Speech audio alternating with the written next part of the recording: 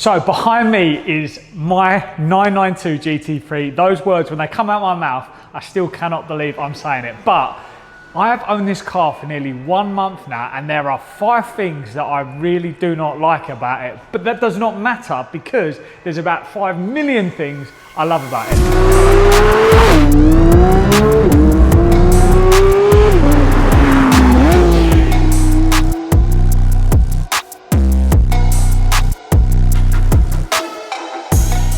Before we get into this video, you might be looking at the GT3 and be going, that does not look like a stock GT3, and you would be right. Check out our previous video to find out why that is. Before I talk about the stuff that I don't like, I do want to caveat this and say I still consider myself a normal bloke, and this is still a dream car to me. I cannot believe that this is in the AUTOID garage. I would never have ever thought we'd get to this point.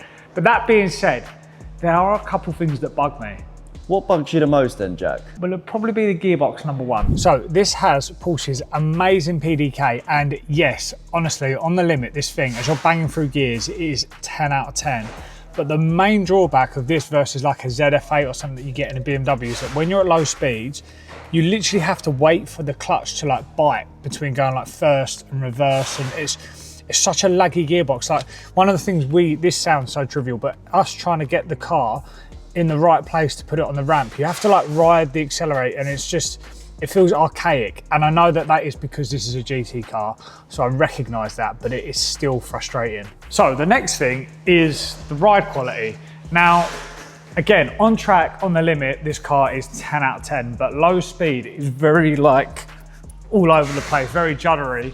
And this is not just something that I've got a complaint with. I know that this is quite a widely known complaint with the car, and it's something that they've actually fixed with the 911 992 ST, which actually uses identical dampers. And if I wanted to, and hopefully we will, we can code the ST settings onto this car that will hopefully fix the suspension problems. But at the moment, low speed, this car is very jiggly and bouncy all over the road. That's because it's a race car, Jack. I know that, and everyone's going to be raging in the comments saying, why did you buy a GT3 and then complain about the ride quality? But genuinely, if you drive it, you'll understand what I mean.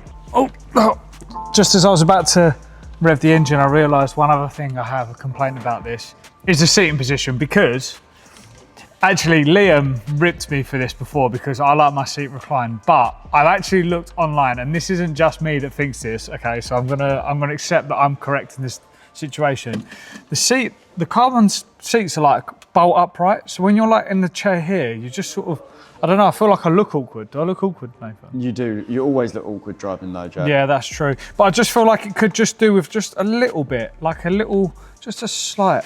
And I have seen... It does feel like you lean forward quite a lot. Yeah, you're like leaning forward. I think, and I have seen online, you can get like risers. So they basically bolt in here, and they essentially just increase the recline of the chair. I don't think it needs loads, but it's just like, yeah, when I'm driving it, I just feel a bit stiff and awkward. Sometimes you actually are stiff when driving though too. Yeah, yeah. Okay.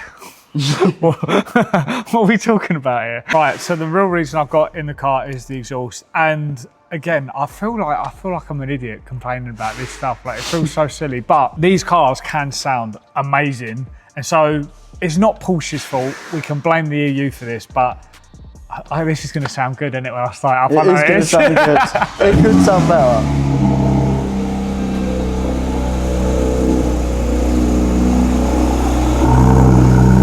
That's valves open.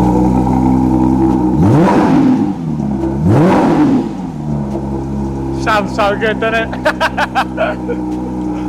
I think, okay, so I'm not going to say it sounds bad.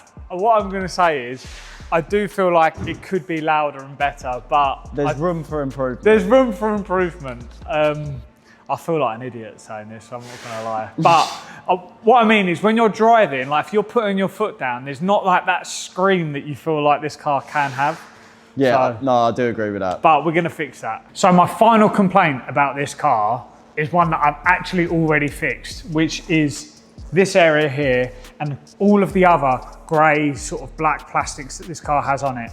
I don't understand how, I mean, even the GT3 RS has it, but I don't understand how these cars that roll out of Porsche as a GT product can have that rough plastic all over the place. I might understand it on this lower section here where it's going to get damaged and stuff, but particularly here, I feel like carbon should have been an option from factory and it's not. But we've fixed that here with the Adro kit. We've got rid of all of that cheap plastic and it looks 10 out of 10 now. But all of these complaints that I've come up with, they can all be eradicated by one thing, and I'm going to show you that now. This car drives insane.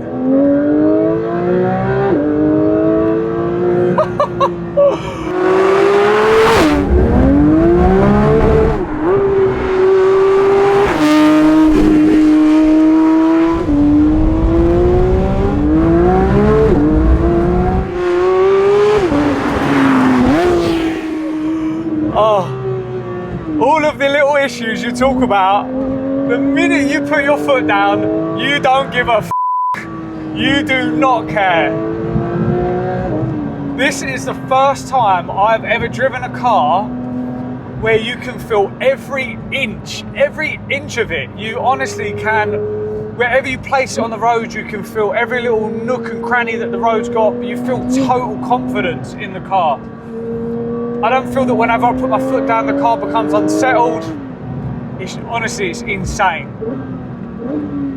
One of the things the way I could probably explain it is that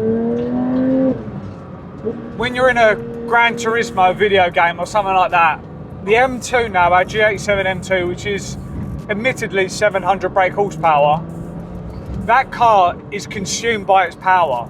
If you were going to look at the loading screen and go, right, you've got your 5 telemetries, power, handling, brakes, etc. That car now is probably a 5, a 6 or a 7 in terms of brakes and handling, but the power is sort of 10 out of 10. This car is basically 8 or 9 out of 10 for everything: power, brakes, weight, feel, all of that stuff. And then handling is still an absolute 10 out of 10, which just means that this car feels so perfectly balanced. Like even down to like the weighting of the brake pedal versus the accelerator, they're exactly the same in terms of weighting. So when you're flipping between two, like whenever you drive this car, because of the way that the brake is set up, it encourages you to left foot brake. But importantly, when you're on the brake, you don't feel that the pressure difference between the accelerator and the brake are completely different. They're almost exactly the same. And you have so much feel in that brake pedal that when you're on the cusp, when you're really getting into it, trail braking is so easy with this car because of that. So with all that being said and all the excitement out the way, what has this car actually been like to live with? And to be honest with you, it is just a car. Like once you're in it behind the wheel, it's just a car, but it is still a race car and you are constantly reminded of that. It's very loud in here. I had to do like a 3.5 hour journey back from Cabell Park a couple of weeks back. And honestly, by the end of it, like my ears were ringing, which again, I don't care about because I know what this car is, but that is just the facts. Where the ride is a bit stiffer as well, it is a little bit uncomfortable to probably daily every day. That is why people will go for like a 911 Turbo over a GT3 if they're gonna live with it every day. This isn't that type of car.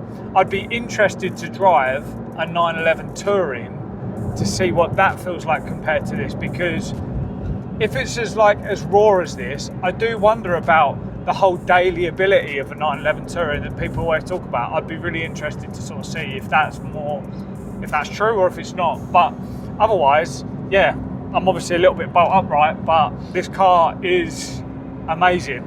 It is amazing. There is plenty of space in the front as well. I've used that front more times than I actually thought I would. I thought it would just sort of sit there and not be used, but chuck all my stuff in there.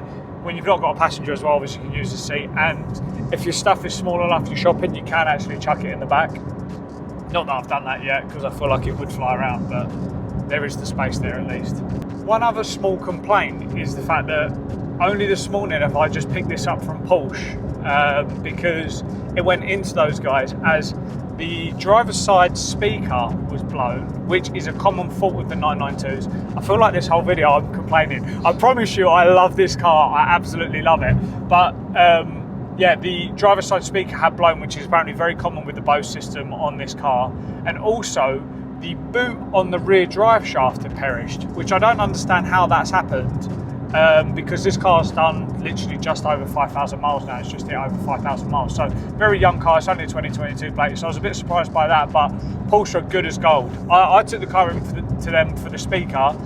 They did a whole sort of analysis on the car, went through the car from top to bottom and found that, and they basically said, look, we've seen this, we're going to replace it for you. And that's what they did. So rather than the car being there overnight, it was there for just over a week.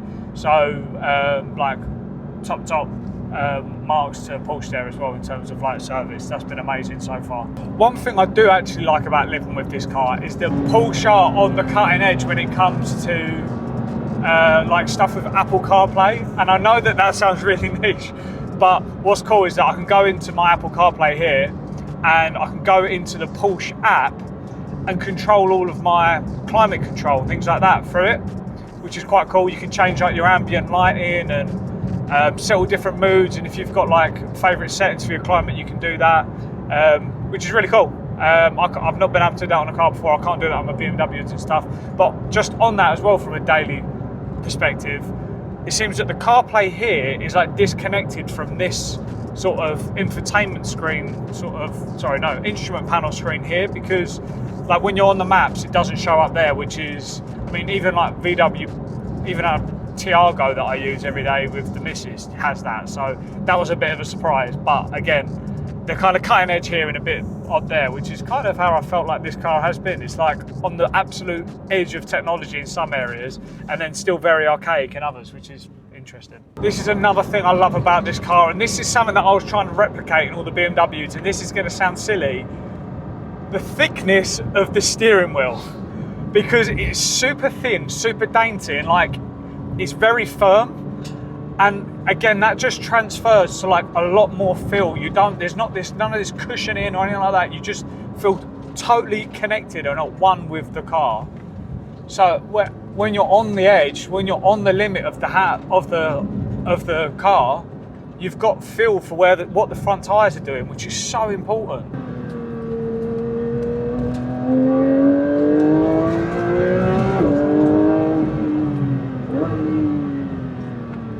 The brake pedal is just so good, and then when you get on the power, like I say, it's just perfectly balanced. You do not feel that you're lacking power at all, but there's just enough. It never overwhelms the rear tyres at all. There's so much traction. You have to provoke the car so much to want to overpower those rear wheels, but honestly, you're not going to do it. Oh, mate. What I love about this car, and I've said this a couple of times, is that I'm by no means a racing driver. I understand a car, I understand how a car works, and I know my way around a car, but I'm by no means an expert. But immediately, I can feel what this car's doing, and I can feel that I can make little improvements and adjustments and all of that stuff. Like, it just communicates so much better than any other car I've ever driven. It is insane on a whole nother level. So that is going to wrap up my thoughts on this car, and I do need to caveat everything I've said with the fact that Nathan's set me a task of picking out stuff that I don't like about this car. So I had to research for a week and think about what I don't like, but honestly, I love this car. I love every inch of it, and if I'm honest, the way you're going to use this car, you're going to use it at the weekend, you're not going to use it every day. So all of those complaints are almost irrelevant because of how good this car drives. It is insane and an absolute dream come true. I do want to say thank you again to all of you guys to just help make all of this happen. It is honestly a dream come true. But that is going to finish today's video. We have so much more exciting plans for this car as well. We do need to fix one thing, which is this. That's going to be getting louder. And I've also got 5 little mods that I want to make to this car that I think you guys should make to your GT3 if you're lucky enough to own one as well. With all that being said, we will see you in next week's video. And can I please ask one thing? We spent so much time making this video. If you have a moment, please do watch it. Liam Lawson, the Formula 1 driver, gives his thoughts on this car, and you will not be disappointed with what he says. Check it out.